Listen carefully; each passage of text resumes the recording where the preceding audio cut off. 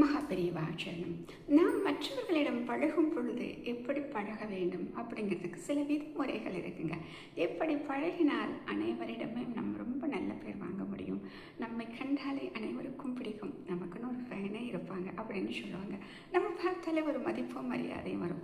ஏன் அப்படி நம்ம சில பேர் பார்க்கும் பொழுது நம்ம நினைப்போம், ஏன் இவங்களை மட்டும் பார்த்தா எல்லாருக்கும் பிடிக்குது, இவங்க மேலே இவ்வளோ மதிப்பு மரியாதை வச்சுருக்காங்க அப்படின்னு நமக்கு தோணும் இல்லையா? அதுக்கு அற்புதமான ஒரு விஷயம் ஒரு எடுத்துக்காட்டோட சொல்கிறதுங்க. எடுத்துக்காட்டுக்கு எங்கேயும் போக வேணாங்க. நம்ம தினமும் நம்மை அழகுபடுத்திக் கொள்ள உபயோகப்படுத்தக்கூடிய ஒரு பொருள் கண்ணாடிங்க. முகம் பார்க்கக்கூடிய அந்த கண்ணாடி. அந்த முகம் பார்க்கக்கூடிய கண்ணாடியை வச்சு பார்த்தோம் அப்படின்னா நாம் எப்படி மற்றவர்களிடம் பழக வேண்டும், எப்படி பேச வேண்டும் அப்படிங்கிற இலக்கணத்தை அற்புதமாக நமக்கு சொல்லி கொடுத்துருங்க. இப்போ நம்ம கண்ணாடி முன்னாடி போய் நிற்கிறோம், சரியா? இப்போ நம்ம முகத்தில் ஒரு கரையோ அழுக்கோ ஏதாச்சும் இருந்துச்சுன்னா அது முன்னாடி நிற்கும் பொழுது என்னங்க காமிக்கும்? அது எப்படி இருக்கிறதோ அப்படி மட்டும்தான் காமிக்க. அது அப்படி பெருசாக ஜூம் பண்ணியும் காமிக்காது, அது அப்படியே சின்னதாக துரும்ப மாதிரியும் காமிக்காது. அப்போ இது என்ன ஃபஸ்ட்டு லெசன் நமக்கு சொல்லி கொடுக்குது அப்படின்னா, யாரிடமாவது குறைகள் இருந்தால் அது எப்படி இருக்கிறதோ அந்த அளவுக்கு மட்டும்தான் சொல்ல வேண்டும். கூட்டி குறைத்து பெருசாகவும் சொல்ல வேணாம், மலையை மடு போல மலை போல சொல்ல வேண்டியதில்லை, கடுகு மாதிரியும் சொல்ல வேண்டியதில்லை அப்படின்னு சொல்கிறாங்க. ஆக ஒரு விஷயத்தை பெரிதும் படுத்தக்கூடாது, சிறிதும் சொல்லக்கூடாது, அது எப்படி இருக்கோ அப்படியே சொல்லியாச்சு. அடுத்ததுங்க, நம்ம கண்ணாடி முன்னாடி நிற்கிறப்போ மட்டும்தான் அது நம்முடைய குறைகளை காண்பிக்கிறது.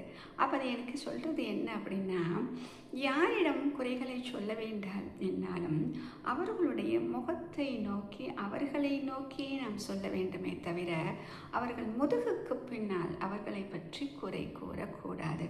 ஆக இது எவ்வளவு அழகான விஷயங்க. இது தெரிஞ்சிருச்சுன்னா போதுங்க, வாழ்க்கையில் பல பிரச்சனைகள் நாம் தவிர்த்திடலாம். என்னென்ன அற்புதமாக இருக்குங்க.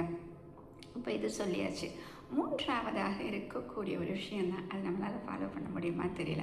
இப்போ கண்ணாடி நம்மக்கிட்ட இருக்க குறைய காமிக்குதுங்க. நான் போய் நிற்கிறேன், நான் குண்டாக இருந்தால் குண்டாக தான் காமிக்கும், ஒல்லியாக இருந்தால் ஒல்லியாக தான் காமிக்கும், கருப்பாக இருந்தால் கருப்பாக தான் காமிக்கும், அழகே இல்லைன்னாலும் அழகே இல்லைன்னு தான் காமிக்கும்.